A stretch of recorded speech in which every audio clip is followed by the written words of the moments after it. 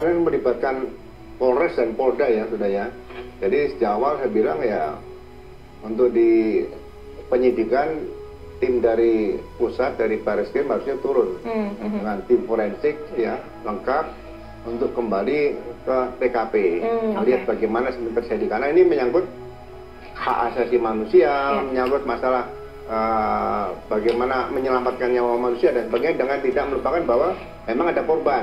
Tapi di sisi lain jangan sampai juga orang yang tidak bersalah kemudian dihukum dengan alasan persoalan sudah selesai lah. Inilah fakta yang terbaik dan guru yang terbaik bagaimana untuk memperbaiki penegakan hukum terutama dalam hal penyidikan di awal supaya selalu kembali ke berangkat dari tempat kejadian perkara.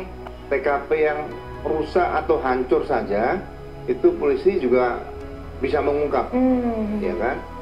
Yang jelas alat bukti tadi yang perlu dibuktikan secara saintifik itu yang mendukung peristiwa yang sedang terjadi. Jadi beberapa barang bukti yang belum pernah diungkap mungkin masih bisa berangkat dari sana nanti yang akan kita dilakukan oleh tim gabungan kalau ada nanti ya, untuk penyidik. Ya kalau membaca di media sosial dengan komunikasi dengan beberapa rekan-rekan pengacara dari PEGI dan kawan-kawan itu yang lain ya seharusnya ini menjadi tantangan yang harus bisa dijawab oleh Polri bahwa seperti ini ya paling tidak mendekati apa yang sebenarnya terjadi itu harus bisa disampaikan pada publik. Kalau penanganan ini tentu saja masih kita percayakan pada Polda Jabar untuk menangani karena di sana juga ada penyidik-penyidik. Tentu saja kita dengan apa yang menjadi putusan hari ini adalah putusan yang wajib hukumnya kami penegak hukum tunduk dengan putusan yang sudah ada. Kemudian apakah formil yang seperti kita ikuti bersama bahwa hakim juga menyampaikan ada formil-formil yang tidak dipenuhi oleh penyidik. Ini pertama itu kita harus menghargai putusan peradilan. Yang kedua, Polda Jawa Barat harus melakukan introspeksi, memperbaiki apa yang sudah pernah dilakukan dan dianggap kurang, dia benahi. Dan kalau memang masih dirasakan bahwa Peggy Setiawan ini memang dicurigai, ya lakukanlah proses penyidikan dengan due process of law. Jadi mendasarkan kepada penemuan alat bukti yang cukup, kemudian dia baru dijadikan tersangka. Kalau kita berangkat dari putusan, hakim melihat belum ada bukti yang cukup, kan begitu.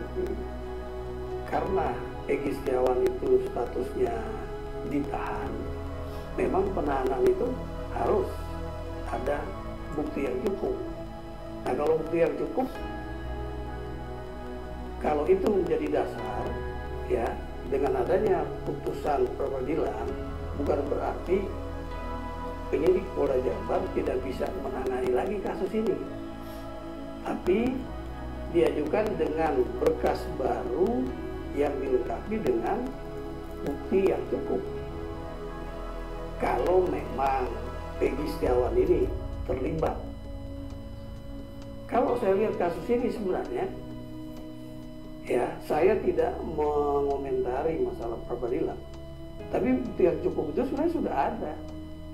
Karena timbulnya DPO ini dari putusan pengadilan masih terbuka penyidik untuk melengkapi, memperbaiki kekurangan.